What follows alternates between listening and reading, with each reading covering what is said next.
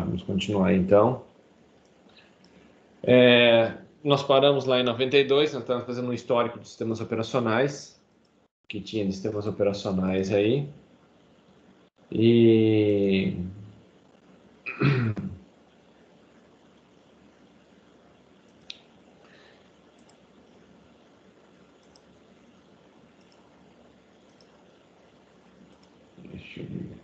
voltamos para 1992. Então, 92, Microsoft vem e lança o Windows 3.1. Qual era a diferença desse Windows 3.1 para um 2.0 que estava lá? Primeiro, ele tinha as fontes TrueType. O que é uma fonte TrueType? Quando não existia fonte TrueType, você via uma coisa na tela e quando ia imprimir aparecia outra coisa. Aparecia um outro tipo de... Como é que eu vou falar?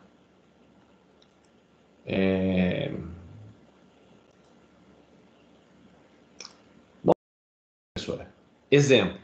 Às vezes você estava lá, você tinha lá o Times New Roman. Você estava na tela, o Times New Roman. A hora que você mandava imprimir, na tela, no computador saía Arial, né? No computador, desculpa, na impressora saía Arial ou outra fonte qualquer. Então, nunca era exatamente igual aquilo que você estava vendo, também na tela do seu computador, daquilo que era impresso. A partir do Windows 3.1, eles pegaram uma ideia que era do Mac, que eram essas fontes TrueType, veio lá da época do Mac. Então, qual que era legal do Mac? O que tinha de legal? Que tudo aquilo que você via na tela era impresso. Então, na hora de imprimir, ela setava a impressora para modo gráfico. Ela imprimia como se fosse um desenho. Então, a impressão de uma fonte TrueType, na verdade, é uma foto, é um desenho. Então, ele pega aquele desenho e sai imprimindo ali. Tudo bem? Então, isso que é uma fonte TrueType. Ela transforma aquele texto que você vê lá dentro em um arquivo de desenho, entre aspas, né? E manda para a impressora. Assim, ela consegue imprimir exatamente igual ao que está na tela. Ok? Então, essa foi a primeira. Quando lançou isso daí, o pessoal do Windows, quem tinha um computador, né, o PC, todo mundo migrou para o Windows, principalmente porque ele tinha toda essa parte muito mais forte de marketing, né? E quem tinha DOS, que era aquela interface horrorosa, tinha o WordStar, por exemplo, que era horrível o editor de texto que tinha lá, que você digitava e não sabia nem como é que ia sair depois impresso, parecia HTML, você só via a hora que você mandava imprimir. Você passa a ter um negócio gráfico, visual, bem interativo. Você trabalhava ali, para você ter uma noção de como que foi o lançamento desse negócio, em 2 meses, eles venderam 3 milhões de cópias. Tem noção que é vender 3 milhões de cópias em 2 meses? Era muita coisa para a época. Então, os caras realmente revolucionaram o sistema. Bem, apesar de ser uma porcaria em relação aos outros. 92 também vem dando continuidade à Sun, né? A Sun Microsystem. Ela tinha o Sun OS, ela foi descontinuado o Sun OS e veio o Solaris. O Solaris era uma versão baseada em Unix, né? Focado mais para servidores, então em estações de trabalho de grande porte.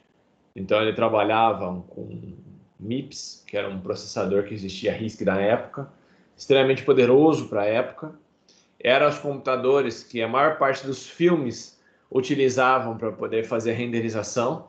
Então, você pegava Spielberg, por exemplo, quando ele precisava fazer uma renderização de um filme dele, fazer aqueles efeitos especiais, era com essas estações que fazia. Ok?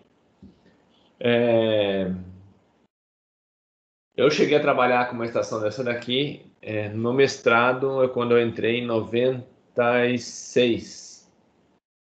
96 para 97. Quando eu entrei lá na USP, eles tinham Solaris lá ligado nas máquinas. Então, os alunos tinham aula usando Solaris.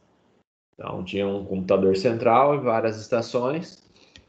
E você conectava no computador central e utilizava tanto em modo texto como em modo gráfico. E era exatamente essa interface. Parece que eu estou até voltando no tempo aí. É interessante. Em 93 também surge o Debian. Então, era uma versão de Linux também, disponível de código aberto. Bem, foi talvez uma das distribuições mais conhecidas, junto com o Slackware. Então, Slackware e Debian foi os precursores aí dos sistemas operacionais em Linux.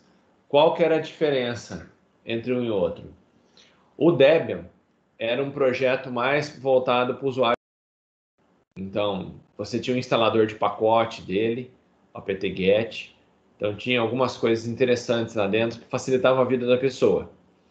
E o Slackware era o Linux para quem era doido. Quem gostava de sofrer, pegava o Slackware. Por quê? Porque o Slackware, a gente vai ver depois, era tudo manual, não tinha script para nada. Então, nada era automatizado nele, era complicado você conseguir fazer alguma coisa. E o Debian já vinha muita coisa pronta lá dentro. Tudo bem? Esse Debian, ele rodava em várias plataformas diferentes, o x86 e o x64, que é os Intel, né, a plataforma da Intel. Os PowerPC, que era fabricado pela Motorola, então eram os computadores. Por exemplo, quem tinha um PowerPC? Era uma máquina RISC, na verdade era o PlayStation. PlayStation era um PowerPC. Os MacBook da época, né, o iMac, né, que tinha um izinho na frente, que era translúcido, não sei se alguém chegou a lembrar, viu isso daí. Uns Mac translúcido, que parecia era uma televisão translúcida assim, meio arredondada. Alguém chegou a ver isso daí?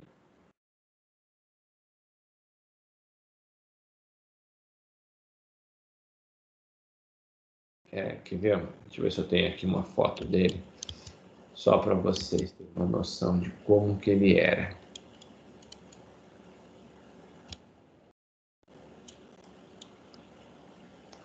É,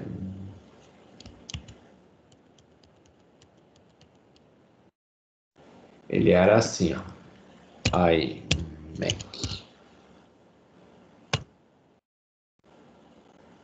O iMac translúcido.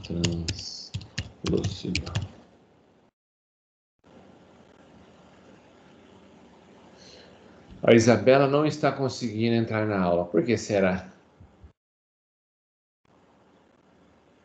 Deixa eu dar uma olhadinha aqui. Era esse cara aqui. Tá vendo? Era uma máquina, era um monitor que era tudo junto e ele era translúcido. Essas máquinas eram tudo PowerPC. Deixa eu ver aqui se ela está dependendo de alguma coisa ali. De membros, solicitação pendente. Ó, teoricamente está tudo liberado aqui.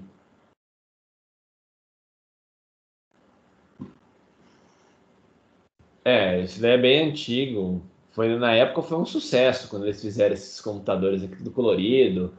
E o legal é que ele era transparente, então é o que eles chamavam de translúcido. Então não era assim 100%, ele era meio transparente, mas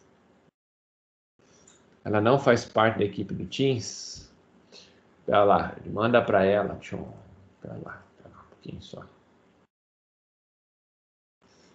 Ah, alguém manda para ela esse link aqui, ó. Opa.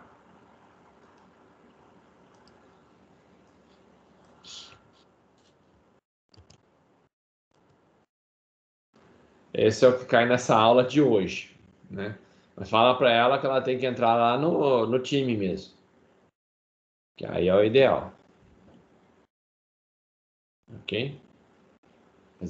Fazer lá no sistema pedir solicitar fazer parte do time, do Teams. Aí, pelo menos, não vai dar mais problemas. Que aqui para mim não tem nenhuma solicitação pendente, ok? Voltando, então esses eram o iMac, essas máquinas aqui, elas eram com processador PowerPC. Você tinha também os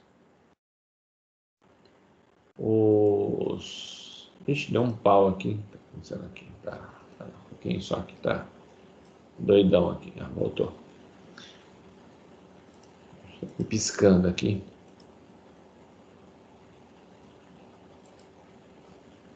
Vou botar aqui. Então, nós tínhamos esses Mac que tinha processador PowerPC. O PS3 também tinha processadores PowerPC. A IBM vendia alguns servidores também com PowerPC. Então, era um processador que era bem utilizado na época. Bem, era uma máquina extremamente robusta e era um processador RISC com 8 núcleos.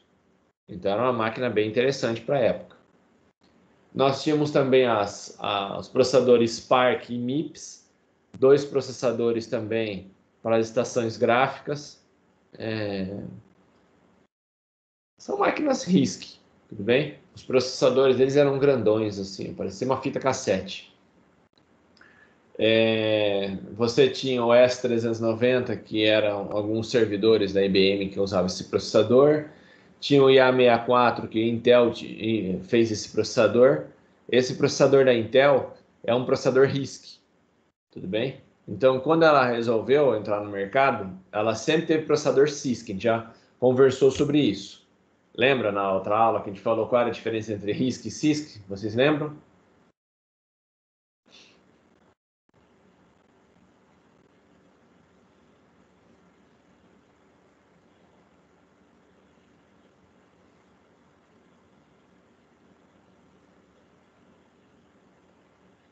Alô?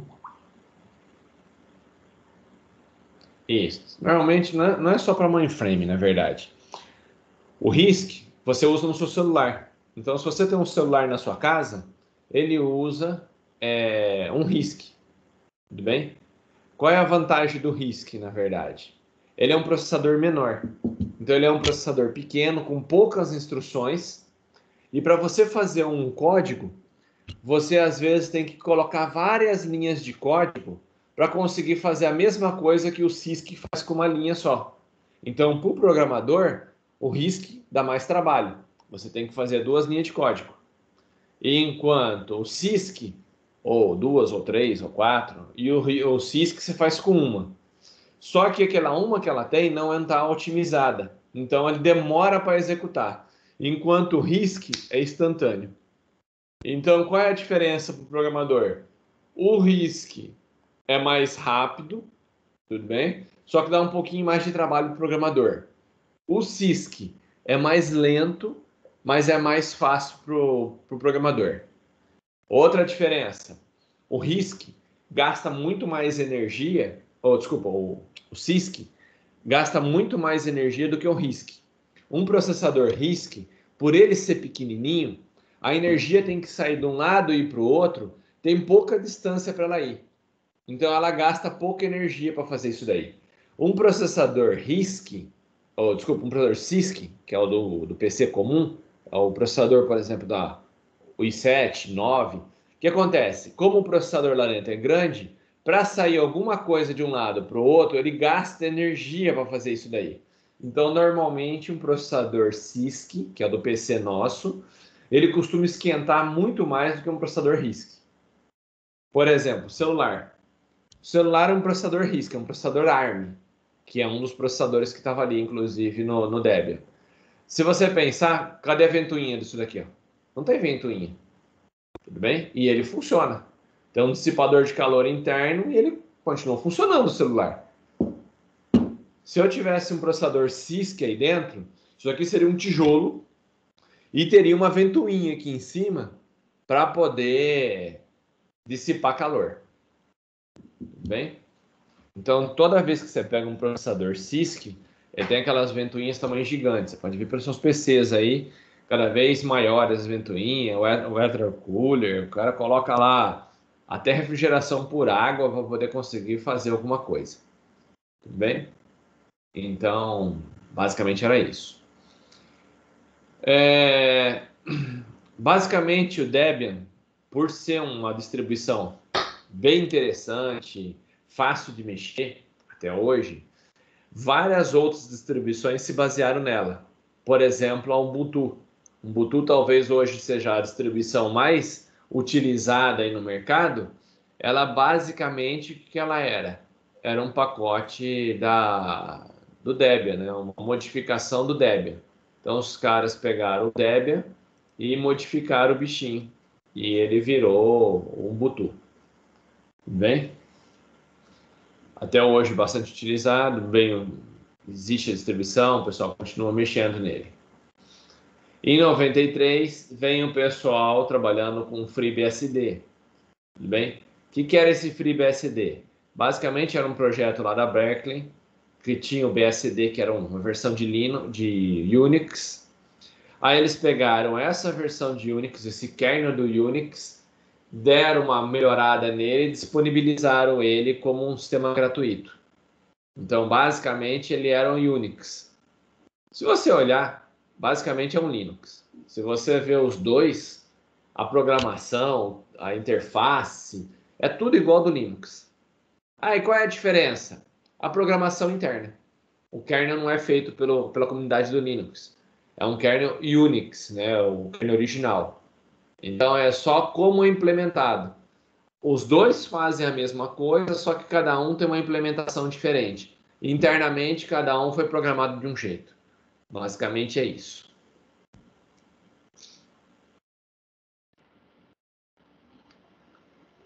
Depois, nós viemos por o Slackware. Essa versão era brava. Tudo bem? Eu usei bastante o Slackware quando começou em 93. 93 ele eram 8 disquetes para você fazer a instalação. Então você comprava uma caixa de disquete, gravava eles. Você sabe o que é disquete? Fala isso. Flop disk de um.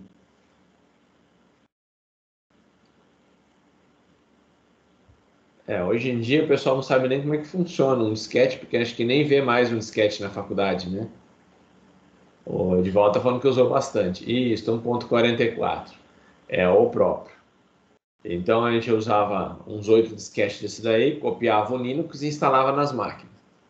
Meu, pensa no negócio que era o cão. Essa daí era a tela dele, não tinha interface gráfica. A interface gráfica dele era nula. Era tudo modo texto. Pedro falou que nós temos 7 lá. Ah, eu tenho uma coleção aqui também. Eu guardo. O meu acho que funciona, tem até drive ainda. Eu tenho drive de 5 1/4 e drive de 3,5 USB ainda. Aí, que coisa de maluco. Para poder funcionar. O pessoal falando que usar porta-copo. Não, isso daí é relíquia. Vou mostrar para meus filhos. Aí. Nunca viu um?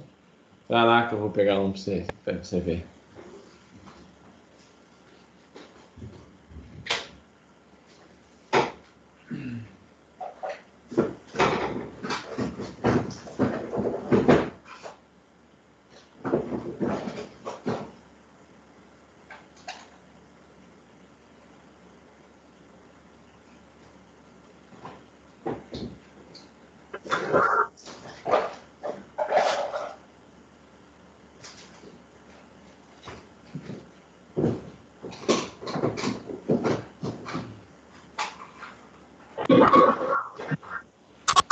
Ó, deixa eu só descompartilhar minha tela aqui para vocês poderem ver maior. Ah, eu tenho até hoje um Windows em disquete, eu comprei original. É manhaca.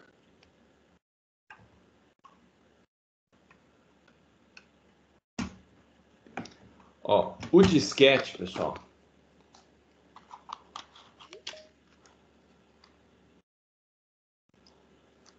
Disquete era isso daqui, ó. Isso era um disquete. Era um disco bem pequenininho, cabia 1.44. Se você olhar, não sei se você consegue enxergar aí na câmera, tem um disquinho aqui dentro, ó, como se fosse um disco de vinil ali dentro. Ih, agora a câmera morreu. Vamos ver quando essa câmera faz isso. Voltou. Aqui dentro, ó, tem como se fosse um disco de vinil. Não sei se vocês conseguem ver aí um espelhadinho ali dentro, ó. É um plástico que gira aqui dentro. Então, tem aqui, ó, lá tinha o drive, ele colocava aqui do lado e girava isso daqui, abria essa tampa e fazia a leitura aqui dentro, como se fosse uma fita aqui, ó. Então, fazer a leitura aqui dentro. Tudo bem? Não cabe nada, não cabe nem uma música aqui dentro. Mas, na época, eu usava. Ó, eu tinha vários disquetes, comprava bastante disso daí. Bem, tinha caixinha bonitinha para você transportar, os disquetes para a faculdade. E, para você usar ele, você tinha um drive. O drive era assim, ó, 1.44. Era um drivezinho. Você vinha com disquete, colocava lá o disquete aqui dentro, ó, e empurrava. Ó. Tem alguma coisa aqui dentro? Acho que ponta a cabeça. Ó, colocava o disquete, ó, pac. Tava o disquete lá dentro. Tudo bem? Aí fazia a leitura. Quando você terminava de gravar, ejetava aqui, ó. Tinha um botãozinho aqui para você ejetar. Saiu o disquetinho lá dentro, você levava para sua casa. Então não existia pendrive, existia disquete. Tudo bem? Até a turma brincava, disquete para lá, disquete para cá. Ah, isso daqui é velho, né, pessoal? Isso daqui é coisa de muitos anos atrás. Isso aqui é de 93, 94, usava bastante disquete. Depois sumiu. E tinha também na época o Zip Drive. O Zip Drive era um disquetão grande. Ó. Também tenho ele aqui, ó. Qual era a diferença desse disquete para esse outro aqui, ó? Se vocês olharem o tamanho, ó, ele é bem mais grosso, ó. Bem? O Zip Drive cabia 100 megas. Então, você usava para fazer backup. É, exatamente. Tinha uma gravatinha lá que você não põe.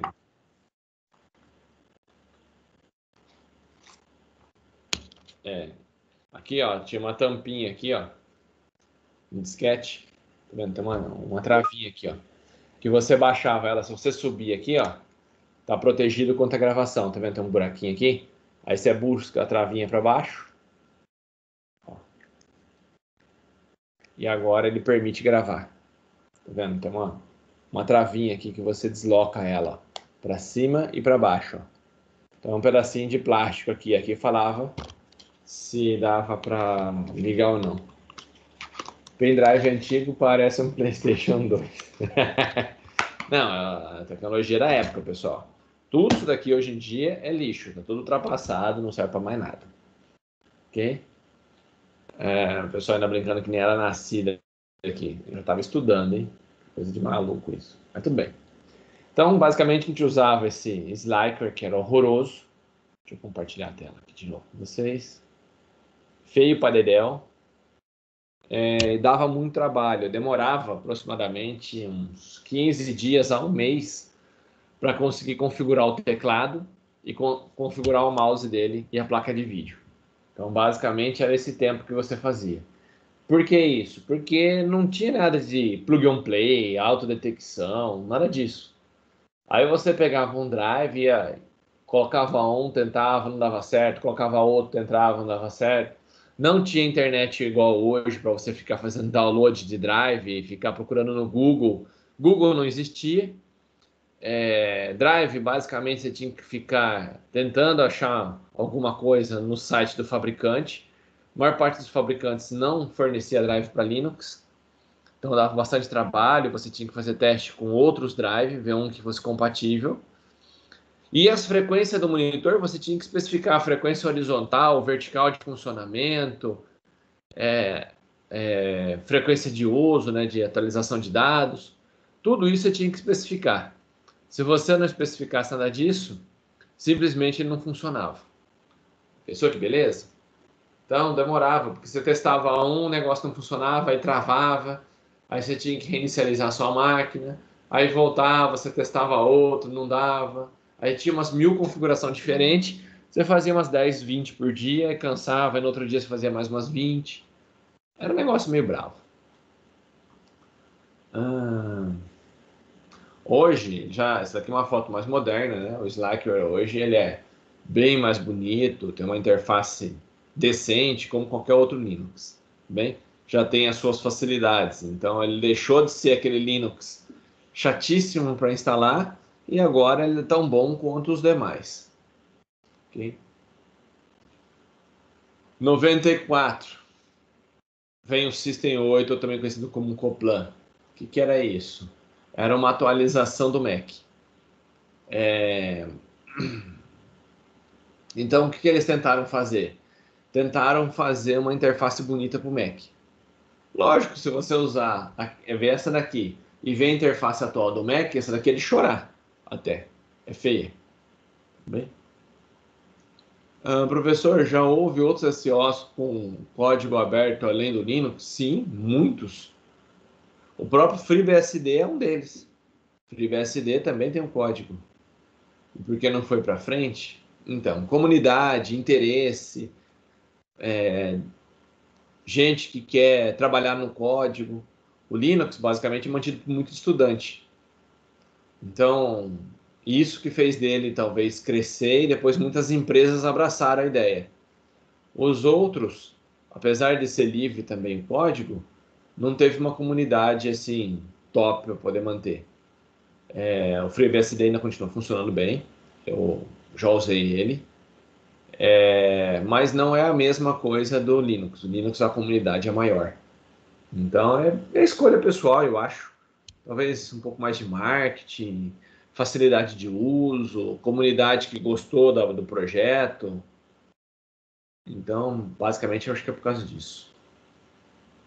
Mas tem vários sistemas operacionais de código aberto. Então, vem o Coplan, né, que era o System 8.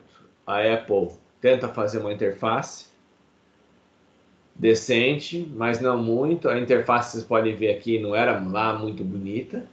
Bem, mas morreu rapidinho, porque depois veio o Next e acabou com o sistema. Em 1994 vem o SUSE Linux. Ele não começa com essa interface bonitinha aqui, não. Isso daqui já deve ser próximo do ano 2000. Mas surge o SUSE Linux, também era um outro projeto, bem parecido com o da Debian. O SUSE Linux era mantido por uma empresa chamada Novell. Novell, pessoal, talvez seja a empresa de tecnologia de redes mais famosa que existiu por volta dos anos 90. Você pegava anos 90, o que tinha de rede? Rede era Novell. Todo cara falava assim, tem uma rede. Ele usava uma rede Novell. Qual era o problema da rede Novell? Só podia endereçar 255 máquinas. Então a sua rede ficava limitada a ter no máximo 255 computadores. Não existia uma rede igual à internet, era sempre uma rede interna. E essa rede permitia compartilhar coisas, compartilhar arquivo, compartilhar impressora. Basicamente era isso que ele fazia. E fazia login de usuário remoto. Era isso que fazia a Novell. E a Novell, o Novell sumiu. Mas a Novell investiu em quem? No SUSE. Quando ela viu que a internet começou a pegar, ela teria um sistema operacional, ela criou esse sistema aí. Era baseado no Linux, só com Linux com várias modificações para trabalho em rede, e ela continua funcionando até hoje. Tudo bem? Teve uma época que eu usei bastante SUSE Linux. É bem interessante, tem uma interface bem legal, principalmente a parte do painel de controle deles, essas coisas assim, para facilitar a instalação de hardware.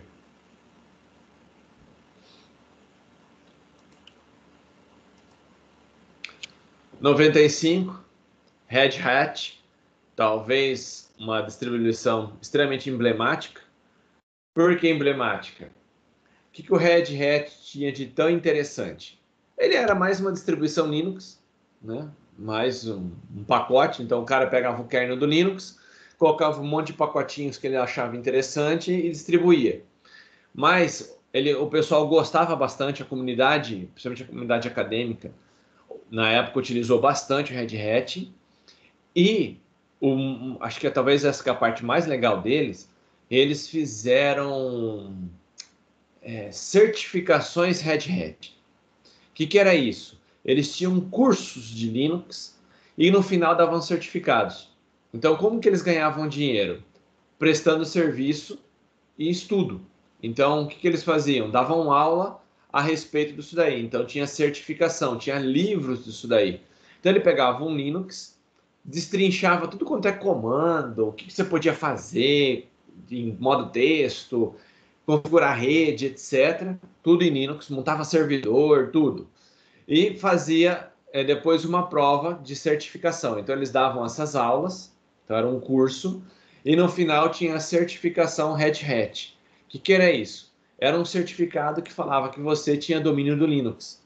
E era difícil você passar nessa prova, era uma prova bem nervosa. Então, era uma certificação que sempre foi muito valorizada no mercado de trabalho. O pessoal, principalmente em São Paulo, quando eles queriam montar servidores, quando queriam contratar alguém para trabalhar com os servidores da empresa, eles olhavam bastante se você tinha uma certificação Red Hat. Isso daí era um diferencial no mercado de trabalho. Bem, até hoje ela é um diferencial ainda, porque um cara que passava na prova, o cara manjava pra caramba de Linux. Ok? Então, isso talvez seja a parte mais emblemática dela, e por isso talvez ficou tão famosa por causa das certificações. Aí as empresas acabavam utilizando Red Hat, por quê? Porque tinha um certificado que falava que você era bom naquilo, e realmente era. Então, o que eles promoviam? Curso usando o Red Hat, aí o aluno aprendia a usar o Red Hat, tinha o certificado que falava que ele era competente naquilo, e as empresas adotavam o Red Hat. Por quê? Porque tinha um certificado, tinha um cara que era bom naquilo. Ok?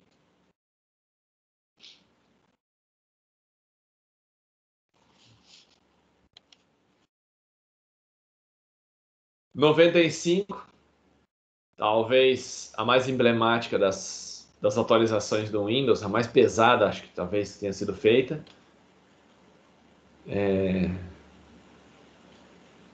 Foi o Windows 95. Nossa, ele começou, ele que criou o novo padrão de interface com o botão iniciar.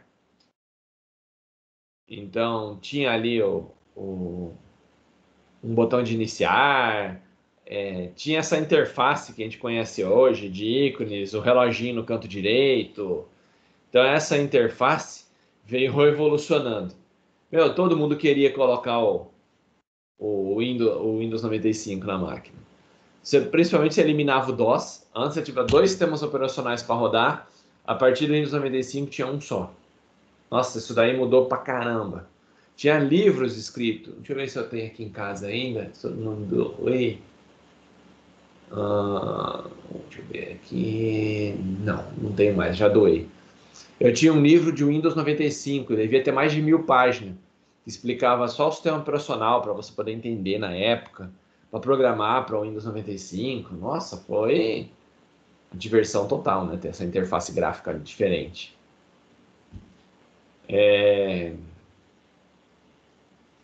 Depois ele veio o Windows 95 SE, Second Edition.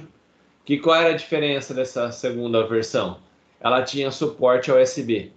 Aí você reconhecia pendrive, reconhecia esses drive. Então, era uma atualização que você colocava no Windows 95, você podia baixar pela rede ou baixava em disquete, né? Trazia um disquete com atualização. E na hora que você ficava o SE, ele passava a ter suporte a USB. Era bem legal isso daí. Nas primeiras versões, você tinha essa porcaria aqui, ó, da Microsoft Network, MSN. A MSN era tipo uma internet feita pela Microsoft. Só ela tinha acesso. Ela achou que ia pegar isso e vinha junto com o seu Windows. Ele não vinha com o Explorer as primeiras versões. Vinha só com o MSN, que era horrível. Por quê? Porque você tinha que discar, usar uma conexão paga para São Paulo, para usar uma rede que só tinha meia dúzia de empresas. Não era igual a internet que você faz busca, tudo livre. Era um negócio pago da Microsoft que não funcionou. Né? Daí caiu por terra.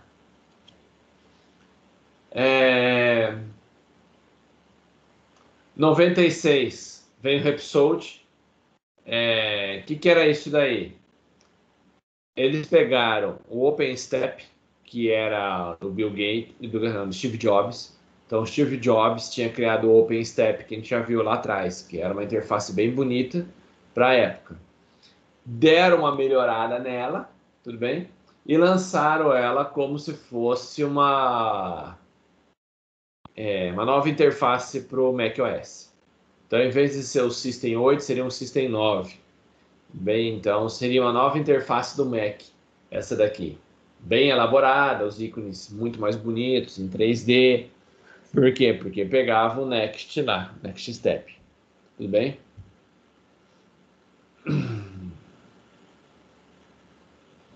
Então aí tem algumas interfaces dele, então já tinha aquela carinha de Mac de algumas coisas, né? Já melhoraram bastante a interface, mas ainda não tinha toda a funcionalidade que vocês vê hoje no Mac. 96, vem uma empresa, eu tenho até hoje um Palm que está em algum lugar guardado aqui em casa, eu tenho a caixa dele aqui ainda, mas eu não sei se ele está dentro.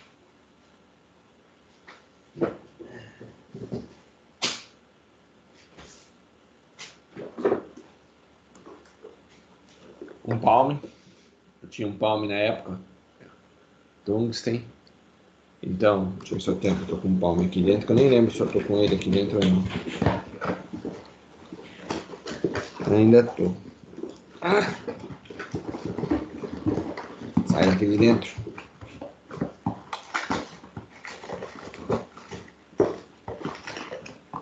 Isso era um Palm. Sem bateria, então não dá para mim ligar ele, mas ele é colorido, inclusive. Então era o princípio dos tablets que você tem hoje. Então ele tem uma canetinha e você escrevia nele. Então tinha uma caneta aqui, você escrevia aqui a letra A, B, C, D. Então ia escrevendo aqui na tela e para você não tinha o touch, né? O touch era através da canetinha aqui, ó. Então você fazia as coisas, escrevia, selecionava, jogava, tudo com a canetinha, ok? E a canetinha ficava guardada aqui no canto superior. Isso era um Palm, bem? Tem até hoje o meu aqui guardado ainda, beleza?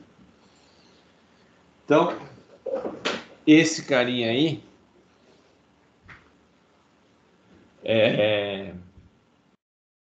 era um assistente pessoal.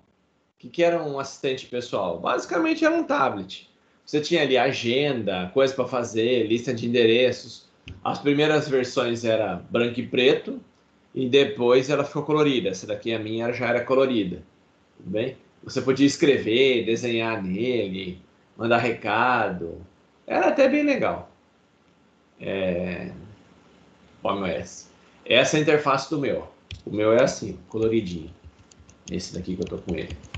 Depois eles foram ainda desenvolvendo ainda, fizeram o Trell. O Trell basicamente era um smartphone.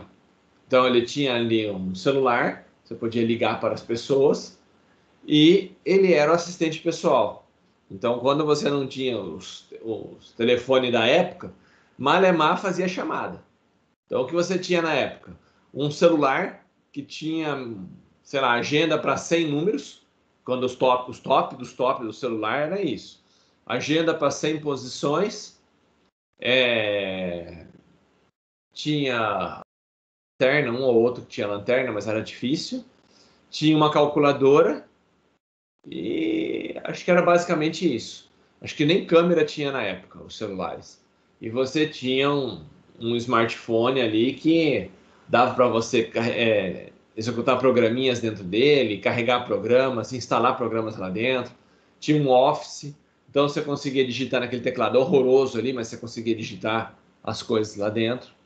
Então já era um smartphone. Ok?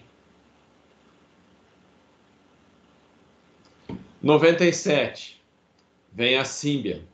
A Symbian, pessoal, foi o sistema operacional, não o sistema, talvez o sistema operacional mais vendido ou mais utilizado durante uns 10 anos. Tudo bem? Pensa num sistema operacional que todo mundo, antes do Google dominar, antes de você ter o Android e o iPhone, era o Symbian. Então o Symbian dominava o mercado, tudo era em Symbian. Tudo bem? Então as aplicações mobile era desenvolvido pela Nokia, né? Que era um grande fabricante. E você tinha ali os primeiros celulares que tinha câmera. A câmera dele era uma câmera de 5 megapixels, que para a época era topíssima. Ela usava a lente da Cybershot, era a mesma lente que era a Causen. Então era uma lente alemã que vinha nele. A qualidade de filmagem bem próxima de uma Cybershot, que era a câmera que tinha na época. Então você tinha uma Cybershot Deixa eu ver se eu tenho alguma Cybershot aqui. Eu tinha alguma Cybershot aqui, viu?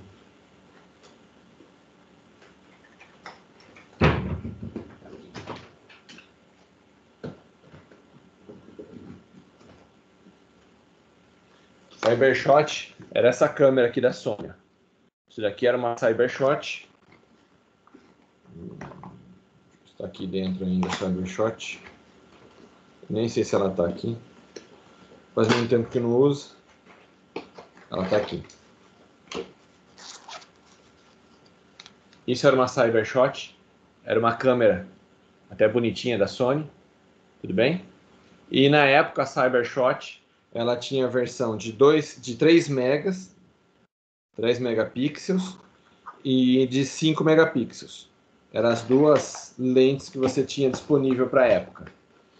E a lente que vinha nesse celular era de 5 megapixels, que era a versão mais top da Cybershot. Então tinha o mesmo desempenho da Cybershot. Tudo bem? Então foi um celular top de linha. Tudo bem? Mas no final ele acabou morrendo aí por erro, estratégia de mercado. Ele era monopolizado pela Nokia, tudo bem? Então acabou matando um pouquinho. Eles são bem antigos, tanto a Motorola como a Nokia. A ideia desses smartphones foram deles. Então eles combinavam essa parte de dados, né, dados móveis, celular, em um sistema operacional que permitia você instalar programas.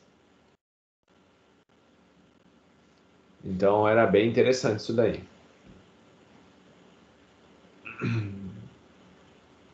Então aqui talvez seja uma das últimas versões do Symbian. Então o Symbian ele chegou a ter uma interface até relativamente bonitinha, mas acabou morrendo depois que a Microsoft assumiu. A Microsoft comprou a Nokia e acabou matando o Symbian e acabou se matando também, porque também hoje você não usa nem o sistema operacional da Microsoft, que ela comprou para tirar do mercado para colocar o Windows Mobile no lugar. A gente vai ver daqui a pouquinho. E acabou matando os dois. Nem ficou com a Nokia, nem ficou com o Windows Mobile. É um erro meio doido. 98, o Windows 98. Basicamente ela tentou implantar em tudo. Teve uma época que ela queria que tudo fosse um Windows. Exatamente. PC, videogame, tudo. Fosse tudo instalasse e rodasse o Windows. Então, a grande atualização, Windows 95 e Windows 98, era bem parecido um com o outro. A maior diferença de um sistema operacional para o outro eram algumas atualizações. Então ele conseguia rodar aplicativos de 16 bits, que era do Windows 3.1 antigo. Rodava aplicativo de Windows 32 bits. Tinha suporte nativo para USB, você não precisava ficar instalando coisa depois. E a parte mais legal, vinha com DirectX. O que era o DirectX? Era uma API, então era um conjunto de comandos para você usar para jogos. Então você conseguiria jogar nele. Tudo bem? Então é isso que era o Windows 98. Aí, qual era a vantagem dele? Você jogava nele. O SO do PC é o mesmo do Xbox? Ou é mentira? Não, é diferente. Não é idêntico, não. O SO do PC, a gente vai ver isso daí depois. Tem um sistema Windows customizado. Tá aqui no final, aqui. A gente chega a ver isso daí. Então, ele é um Windows customizado para rodar naquele console. Não é exatamente o Windows que você tem no desktop. Ele é parecido, mas não igual. Ok?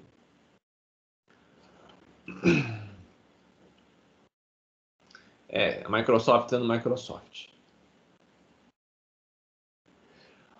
O PS é Linux. A gente vai ver. Carmei isso daí, mas não é um Linux. É uma customização do Linux. É uma versão diferente, uma versão customizada de um sistema operacional.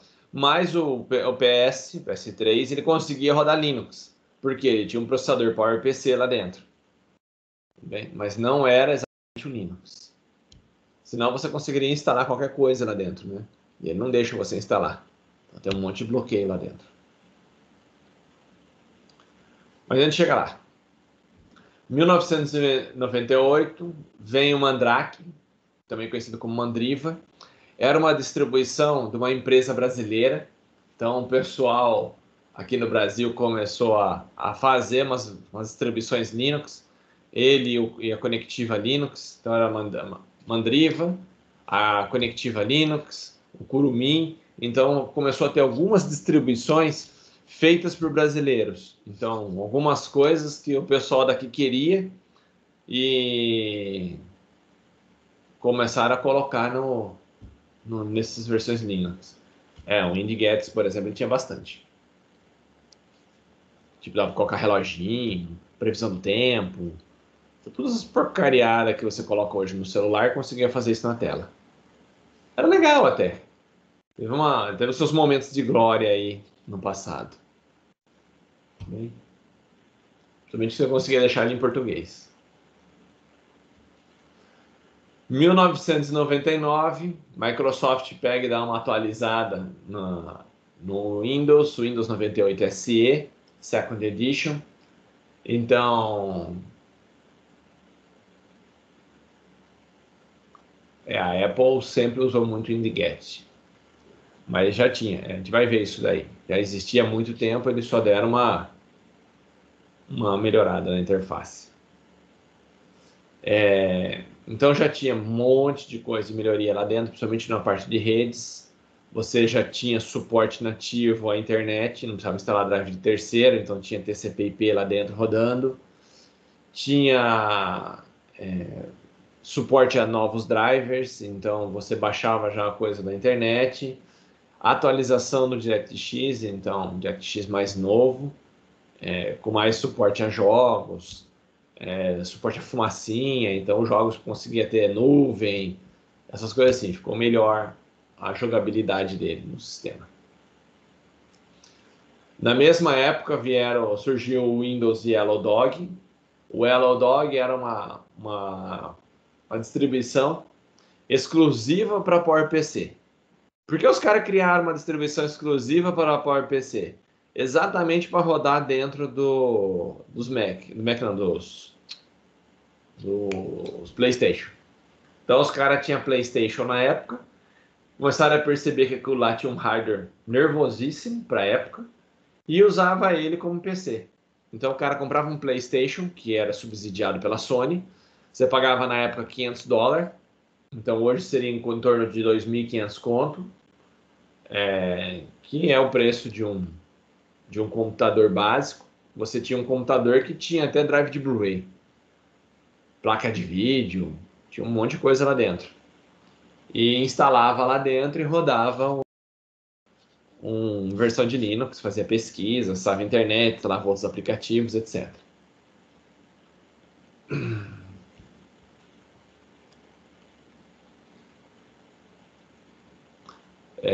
Tinha até uns bloqueios que ele quebrava, por um tempo funcionou bem essa versão, aí a Sony bloqueou.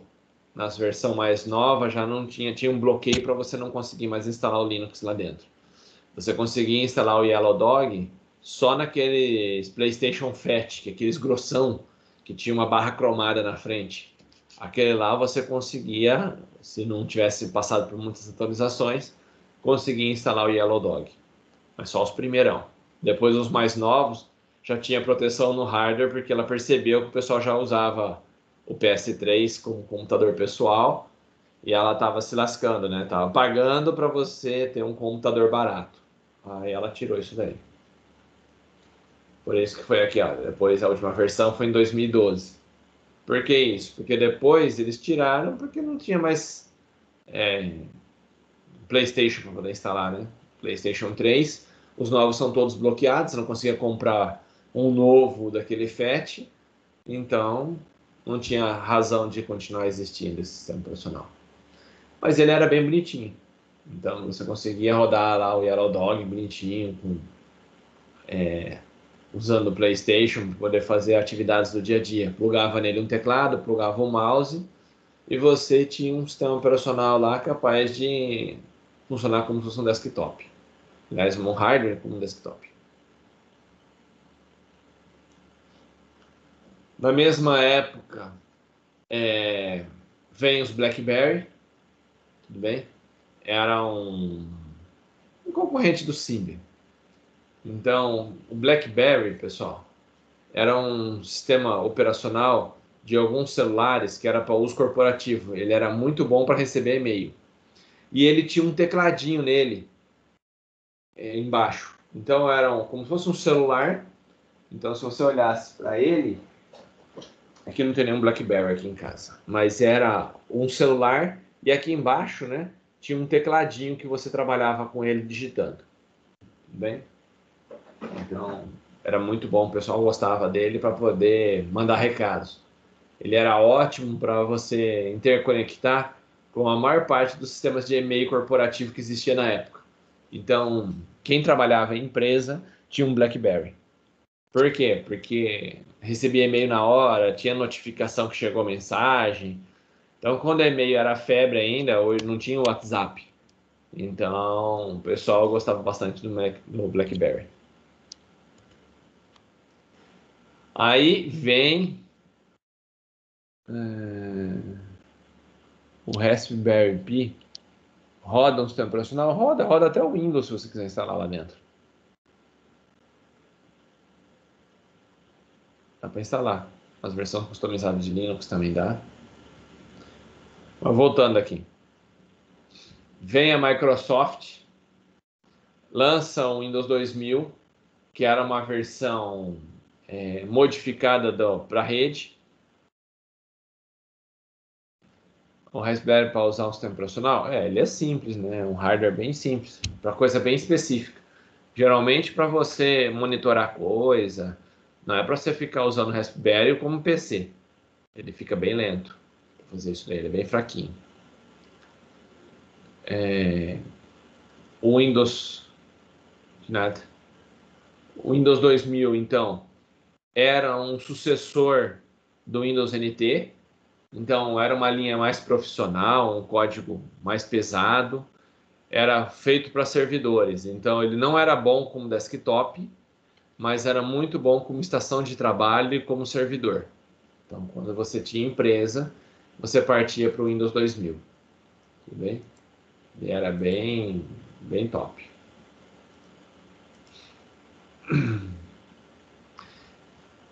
Aí a Microsoft fez talvez o pior sistema operacional que eu já vi na minha vida.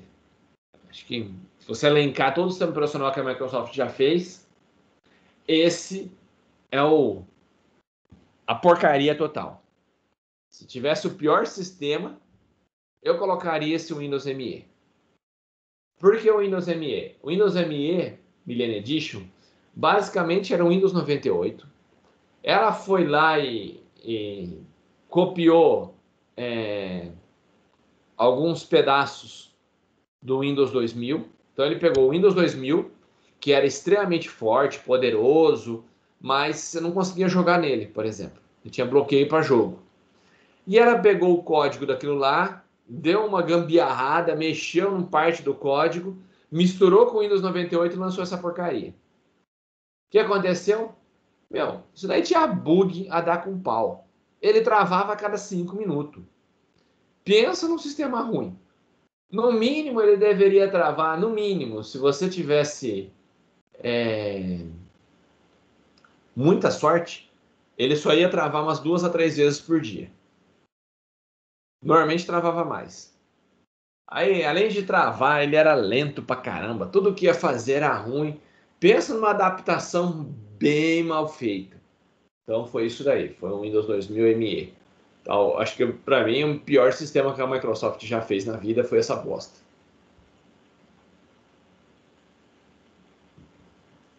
Em 2000 veio uma versão chamada Knops. O que era o legal dessa versão de Linux? Foi a primeira versão de Linux feita para rodar a partir de CD. Então o que acontecia? Você não precisava mais instalar para poder rodar. ele era uma distribuição que foi preparada para rodar pelo CD-ROM. Então você pegava um CD, colocava na sua máquina, ligava seu computador e ele já carregava o sistema operacional a partir do CD. Já vinha um sistema operacional prontinho, com algum software já pré-instalado.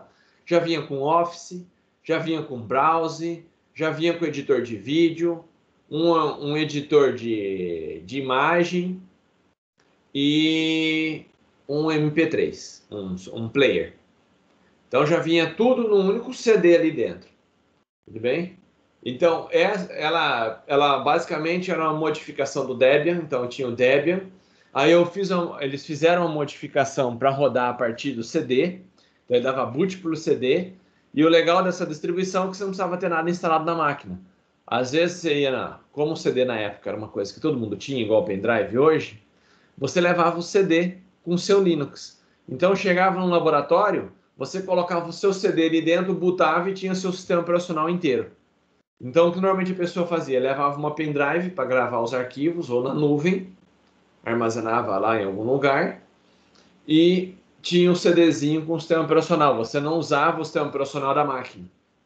Ficava independente. Evitava vírus, esse tipo de coisa. Então, foi uma coisa bem legal, que era os live CD. Depois, várias distribuições foram baseadas nessa distribuição do Kenops aqui. Por exemplo, a Kurumin foi feita em cima desse Kenops, que era uma distribuição brasileira, que eu rodei, por sinal, bem legal. E uma coisa bem legal é que ele era extremamente leve, para poder conseguir rodar pelo CD, então ele foi extremamente otimizado, então ele ficava bem rapidinho na máquina. Um monte de tranqueira lá dentro e ficava rápido. Então aqui tem umas versões de Kenops, ó. Você tinha ali dentro um playerzinho, ó. E o player você tocava DVD, tocava CD, ó. Parecia um player mesmo comprado, né, na época. Um aparelhinho de som. Então você aumentava o volume e voltava. Tinha uma interface bem bonitinha para a época. Tudo bem?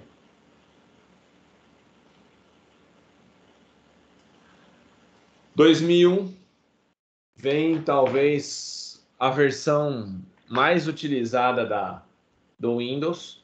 Então foi a mais famosa talvez, que é o Windows XP. Deu trabalho para a Microsoft conseguir matar o Windows XP. Isso que ele ainda continua rodando em alguns lugares ainda. Por quê? Primeiro, o Windows XP ele era baseado, agora sim, no Windows 2000, com algumas modificações para rodar como desktop. Então, aí ele tinha um sistema muito mais robusto, raramente travava, tinha um suporte para jogos incrível. Então, era tudo que o usuário queria. Tanto que essa versão aí demorou para o pessoal conseguir se livrar dela. Ela ficou até 2014. Então, se você pensar aí, quase 13 anos no mercado. E a Microsoft tentando colocar outras versões depois dela e não emplacava. Por quê? Porque o Windows XP matava. Era muito bom e não tinha concorrente à altura. Mesmo dentro da própria Microsoft. Qual era a vantagem dele? Ele era muito rápido. Tinha uma interface bonita, era bem rapidinho, travava muito pouco, muita compatibilidade com driver e essas coisas assim, então ele funcionava bem.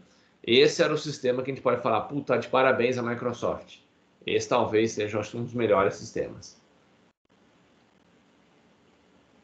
Em 2001 também, a Apple lança o macOS X, tudo bem? Que é essa interface nova do Mac, tudo bem? Que é essa daqui, ó. É o Vista, a gente vai chegar nele. É uma porcaria. Travava toda hora também. Era outro. Então aqui nós temos uma interface com coisas translúcidas, uns botãozinhos em azuis aqui, bem cheio de coisa. Essa interface, a DockStation aqui, ela toda animada. Então ela fez uma interface bem bacana mesmo a partir do SX. Tudo bem? Aí ficou, todo mundo queria essa interface. Talvez até hoje é uma interface bem rapidinha. Ela é baseada no FreeBSD. Então, ela pegou o Next Step, que era o Next Step era feito em cima do FreeBSD, então que é um Unix. Então, essa interface é uma interface que roda sobre uma base Unix. Então, tem uma base Unix e em cima dela roda essa interface gráfica bem trabalhada.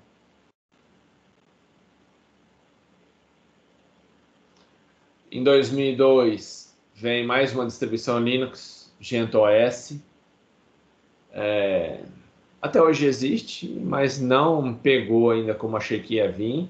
Tinha algumas facilidades, era rápido, uma distribuição bem interessante, mas não pegou como achei que ia pegar, não.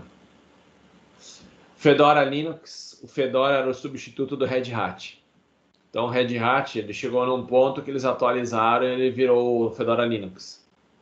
Aí o Red Hat ficou para a empresa, ficou pago, e o Fedora ficou livre. Então a versão gratuita do Red Hat era o Fedora, tudo bem? Que era aquela distribuição que você tinha as provas, tinha os cursos, etc., que nenhuma outra tinha. Aí em 2003 também veio o Kurumin. O Kurumin era baseado no Kenops, que também rodava a partir de CD. E ele tinha, o que era legal, ele tinha um monte de script. Ele tinha um pedaço lá que era tipo um instalador. Você só rodava o script e ele fazia tudo. Instalava Office, instalava Counter-Strike, instalava um monte de tranqueira lá dentro do Linux. Para a época era bem legal. Tinha uma interface bem bonitinha. E esse instalador ali chamava Clica Aqui. Era um painel de controle.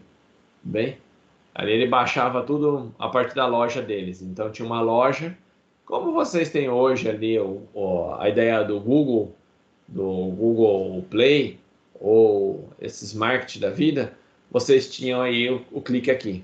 Então era um painel de controle, era uma loja, que ele baixava tudo de lá e fazia instalação e fazia tudo sozinho. Então isso era bem legal para a época, que nenhum outro tinha, uma loja, onde que você podia baixar softwares por ele. Bem, igual você tem o Google Play hoje em dia.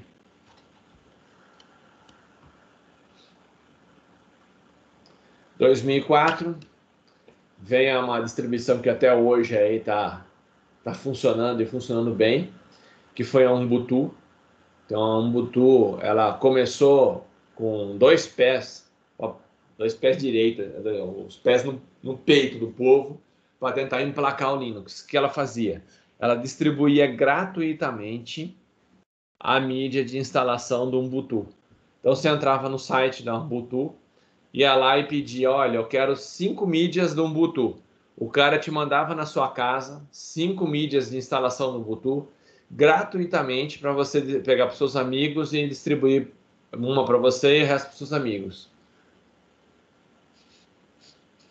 Exatamente, ele vinha dos Estados Unidos. Era bem legal isso daí. Então, e os caras não cobravam nada. Então, para a época, nossa, meu, ganhavam alguma coisa de graça e ninguém te dava nada. CD era caro e os caras mandavam o CDzinho lá. Eu devo ter aqui ainda o CD do Ubuntu e do Conectiva Linux também eu tenho lá. Acho que todas essas distribuições eu ainda tenho. Deixa eu ver se eu tenho aqui. Mas acho que eu ainda tenho aqui.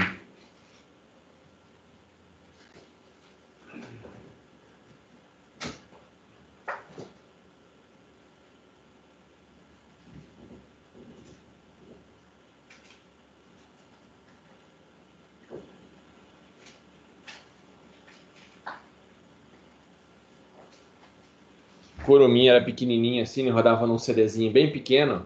Olha os CDs aqui, olha o CD do Kurumin. Ele era bem pequenininho para você conseguir levar no bolso. Era um CDzinho mais portátil. E Conectiva Linux eu tenho ainda, os pacotinhos do Linux. Ó.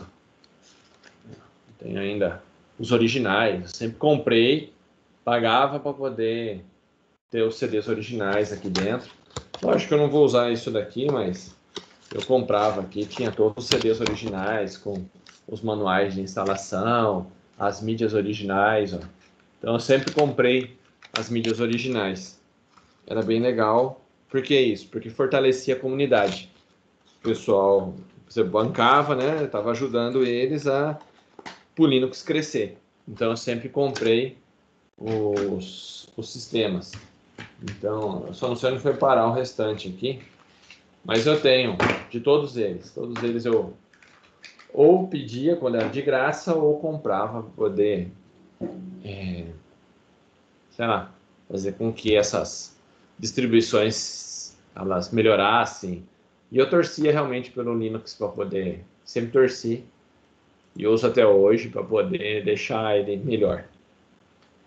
Ó, pifou minha câmera de novo. Agora não quer mais voltar. Tapa nela, vamos ver se ela chega. Morreu de vez agora. Voltou. O que era legal do Ubuntu? Ele já tinha suporte nativo às placas da NVIDIA. O pessoal ouviu o tapa aí. Deve ter alguma coisa solta ali dentro. É uma porcaria isso daí. Tinha suporte para as placas de vídeo da NVIDIA e da AMD. Então isso era legal. Por quê? Porque na época você não tinha esse suporte no Linux. Dava um trabalhão quem tinha placa de vídeo, uma placa de vídeo melhor, rodar dentro do Linux que não tinha drive. E o Ubuntu já vinha com drive para as duas. Nativo, que funcionava e que não dava pau. Entendeu? Isso daí era muito bom. Aqui nós temos algumas interfaces do Ubuntu.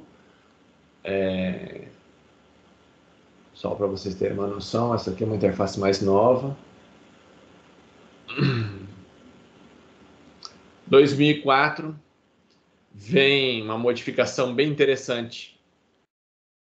2004 vem o macOS Tiger. Foi o primeiro Mac que rodava com um processador Intel. Então, até essa época, os sistemas rodavam PowerPC. Tudo bem? Então, até 2004, todos os Mac era PowerPC.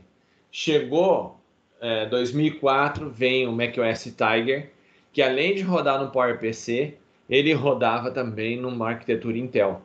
Então, rodava nesses processadores comuns ali dentro, só tinha uma BIOS diferente. Então, basicamente, era uma máquina Intel, era um PC comum, e dentro rodava lá dentro o macOS. Então, nós tínhamos um Mac rodando dentro de um PC. Isso aí foi uma festa. Os caras fizeram Hackintosh. O que era um Hackintosh? Eles prepararam uma BIOS, uma modificação de uma BIOS. Então você rodava, carregava essa BIOS na memória, e depois que estava com a BIOS lá dentro, essa BIOS modificada, falando que o seu PC era um Mac, aí ele deixava instalar um Mac lá dentro. Então o cara rodava Mac num PC comum. Num PC sem vergonha, o cara tinha um Macintosh lá dentro. Isso era bem legal. Tinha uma interface bem bacana. Isso vai acabar agora. Por quê? Porque o Mac agora, a partir desse ano, ele vai ter uma arquitetura RISC, de novo, da ARM. Então é baseado nos processadores de celular. Então os caras estão pegando o processador que eles tinham lá do celular deles, está modificando, colocando mais núcleos novamente, para transformar de novo em um processador RISC e vai substituir o Intel. Basicamente vai acabar os Hackintosh. Okay? Aproveita quem quer usar aí os Hackintosh.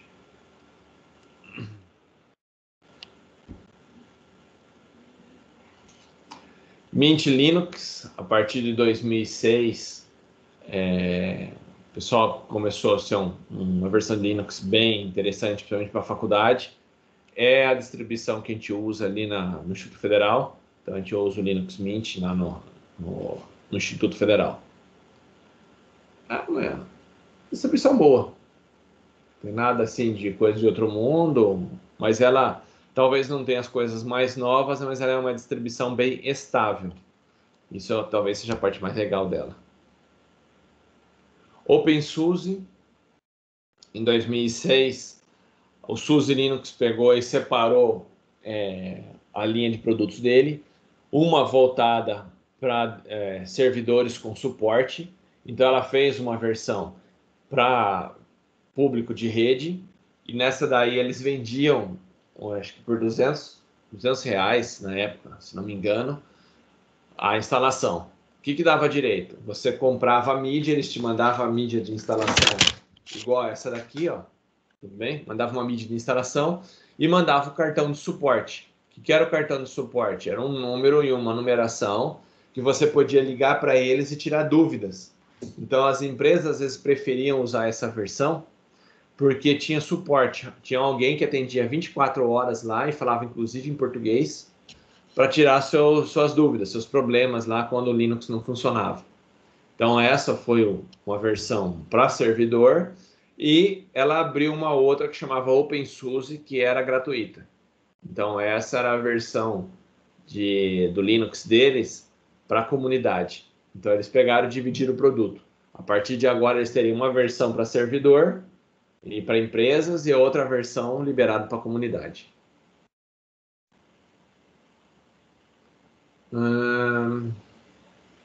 96, vem o Windows Vista, por sinal uma porcaria, tudo bem? Ele colocou aquele Aero, que era horrível, máquina virava uma carroça, travava para dedéu, tudo bem? Foi tentar inovar lá dentro, aí o pessoal pegou e voltou para trás, não queria travava toda hora essa porcaria. Aí o pessoal não queria e voltava para trás. Ela queria tirar o pessoal do Windows XP. O pessoal, não, vou ficar com o XP não trava. Essa porcaria trava toda hora. Tudo bem? Ela tinha, qual era a maior diferença? Ela tinha suporte a 64 bits. E o Windows XP, por padrão, não. Então, o Windows XP ele reconhecia só 4 GB de memória RAM. E esse, teoricamente, passava de 4 GB.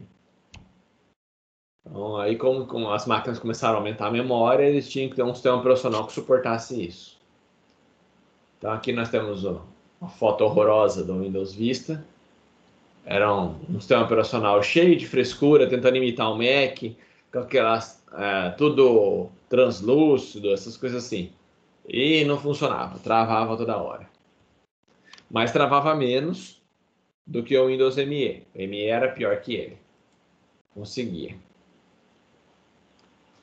Em 2007, a Apple vai lá e investe no iPhone. Então, lançam um sistema operacional para trabalhar com um smartphone. Então, eles passaram a ter um smartphone com um sistema operacional que lembrava um pouco o Mac. Na época, foi uma revolução. Por quê? Porque foi o primeiro sistema operacional, o primeiro celular, que não tinha nada de teclado, não tinha nada. Ele era totalmente touchscreen. Tudo bem? Que é hoje o que a gente tem de celular. Então, todo mundo tem um celular hoje, é tudo touch. Mas, para a época, foi uma revolução você ter uma coisa touch. Ah, mas o outro não era? Não. Esse daqui você tinha que usar a canetinha. Ó, do Palm, você tinha canetinha lá para você poder fazer as coisas. Esse daí não, você não tinha canetinha mais, você tinha um dedo. Tudo bem? Então isso foi uma revolução aí, você poder usar o dedo como a sua caneta, né? Seu mouse. E todo mundo depois copiou deles, né? Então você lançava lá o iPhone, aí todo mundo queria ter um iPhone, coisa chique pra caramba. Sempre era um negócio mais elitizado, né? Enfim, os ícones bem bonitinhos. Em 2008, a Solaris, lembra da Solaris lá, da Sun? Ela pega e libera o Solaris, aí cria o Open Solaris. O Open Solaris é um sistema operacional, tudo bem? Baseado no Solaris, só que ele abriu o código. Então era um código Unix que foi aberto à comunidade. Então mais um código aberto aí gratuito, tudo bem? O pessoal descontinuou. Por que descontinuou? Porque a Solaris, né, a Sun, ela foi comprada pela Oracle. E a Oracle pegou e achou que não era interessante, descontinuou o projeto. 2008, talvez o maior dos concorrentes hoje, talvez o sistema operacional mais utilizado no mundo, junto com o Windows, o Android. Então, vem um sistema operacional, hoje, em todos os celulares, 90% da população deve estar utilizando Android. Bem, é um código aberto com um monte de drives proprietários feitos pela Google. Na verdade, ela comprou uma empresa. Ela foi desenvolvida pela Android Inc., que era uma empresa americana. Aí a Google foi lá em 2005, comprou essa empresa, Tudo bem? Deu uma modificada e lançou ele como sendo o sistema operacional deles. Tanto que eles nem mudaram o nome do sistema operacional, continua Android até hoje. Tudo bem?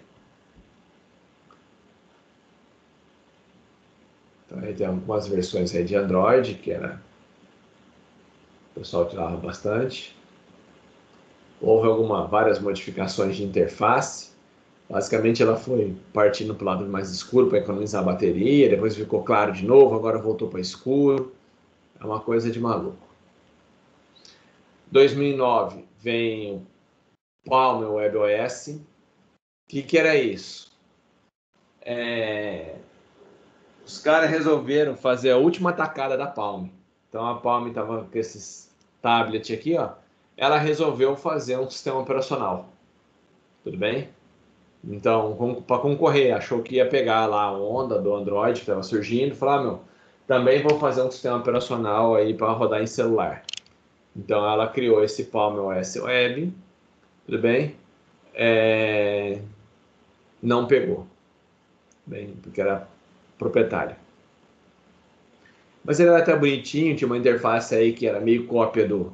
Se você olhar aí, é cópia do Android, que é cópia da Apple, tudo bem, do iPhone. É tudo a mesma porcaria. Se olhar, a interface é quase idêntica. Aí depois, em 2009, ele ficou só como sendo o WebOS, que era a ideia deles, era rodar como se fosse um browser, tudo bem, na máquina. Hoje você tem o WebOS, é o sistema operacional que é carregado nas televisões da LG. Então, se você em casa tem uma Smart TV da LG, você tem esse sistema operacional instalado lá dentro. Ele que você acessa Netflix, navega na internet, etc. É tudo nesse WebOS. Tudo bem, pessoal? Alguma dúvida até aqui?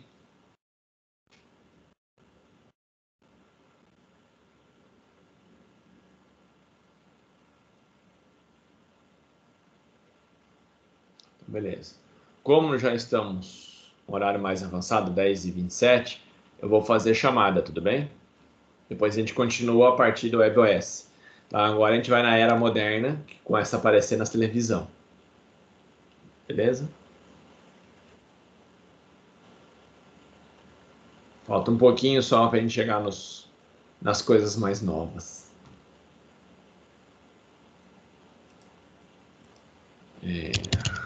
Tá no swap.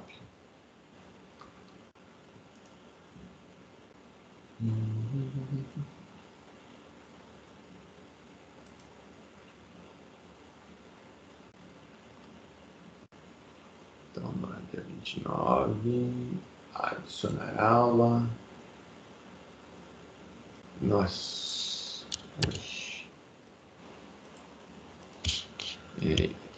Terminamos o histórico. Depois não esqueçam de dar uma olhadinha, que eu tenho deixado material para vocês verem lá. Tem um vídeo, inclusive.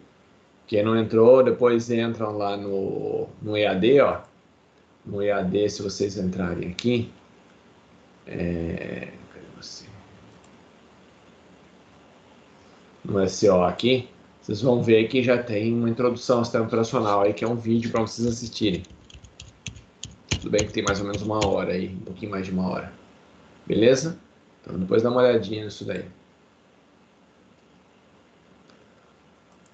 Chamada. Augusto.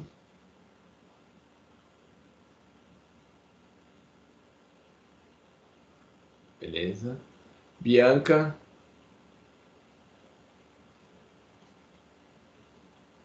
Não. Bruno.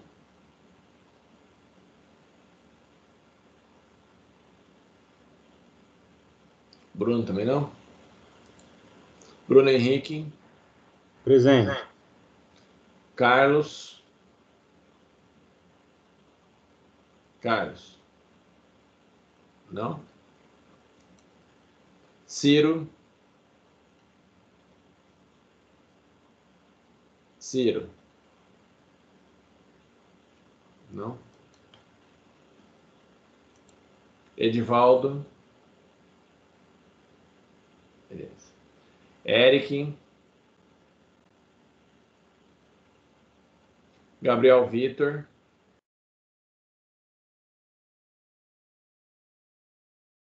Gabriel Vitor, não. Guilherme. Guilherme, presente. Gustavo Silva.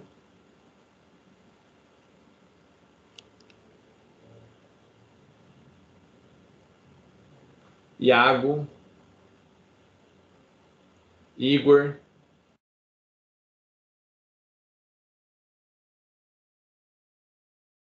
Igor Andrade. Não. E Juan.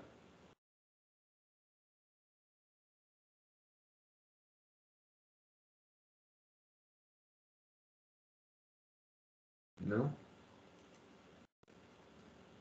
Isaac.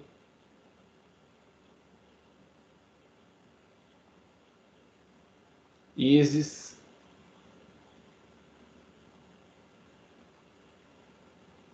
Isis. Não. Ítalo.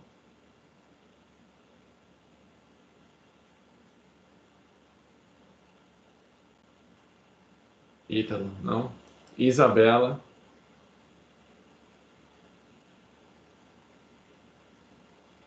Ah, beleza. Mas é só avisando aí, não tem problema. Jaine.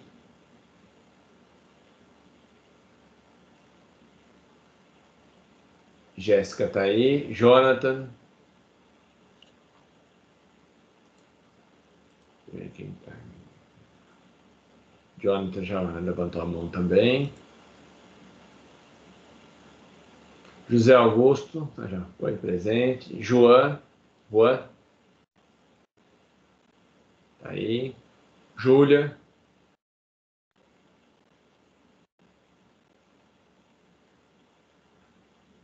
Leandro.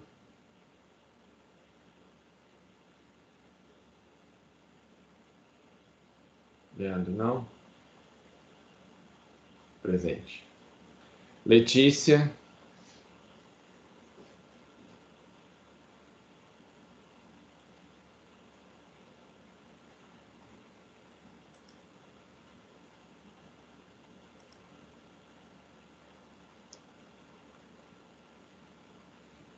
Letícia. Foi a Letícia que falaram que não estava conseguindo falar aqui no chat? Não, foi a Isabela, né? Letícia, acho que não respondeu ainda. Ítalo. Deixa eu ver aqui, Ítalo. Ítalo, tá com presente, já coloquei. Beleza? Para Letícia. Luana.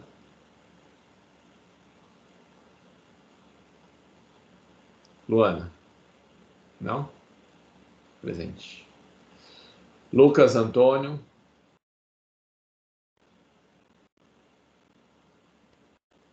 Lucas Antônio. Não. Lucas Viana.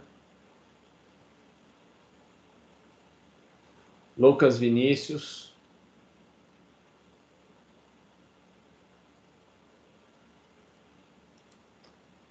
Luiz Davi.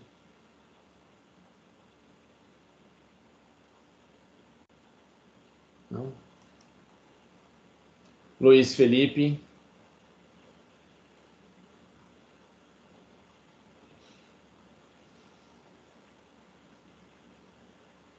Luiz Felipe, não. Marcos. Marcos. Marina.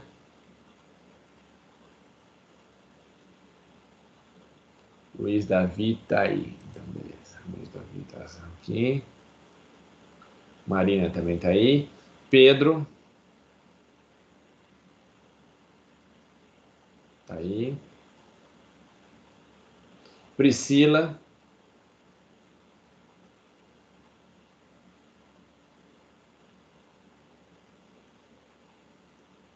Priscila.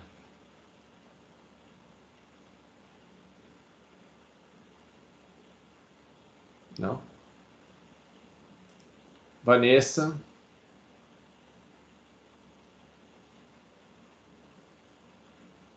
Vanessa. Não. Vitor.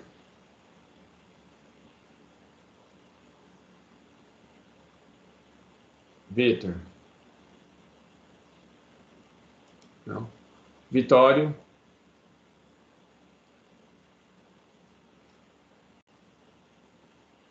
Vitório.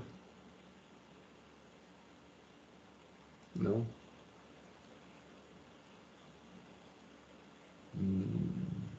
Alguém levantou a mão aí.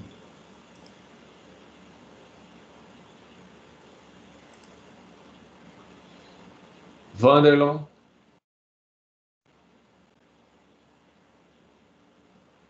Beleza. Acho que é isso daí. Alguém que ficou aqui sem ser chamado, está com falta na aula de hoje?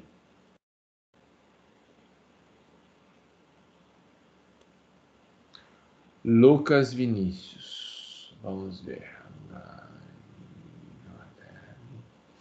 Lucas Vinícius, presente. Não tem problema não. É que você tem que clicar mais uma vez em cima do Pedro. Quando você clica na mãozinha, você clica de novo e ele abaixa. Mas não tem problema não. Mais alguém?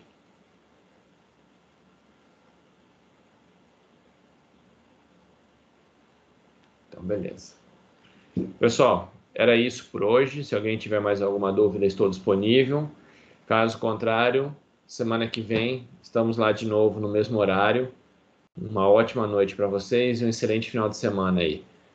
Final da semana que vem nós vamos acabar de ver aquela parte dos sistemas operacionais lá, a parte mais recente que tem nas televisões, etc.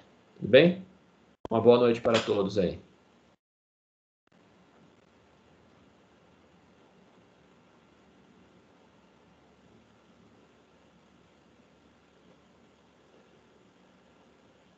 Obrigado, uma boa noite aí, pessoal.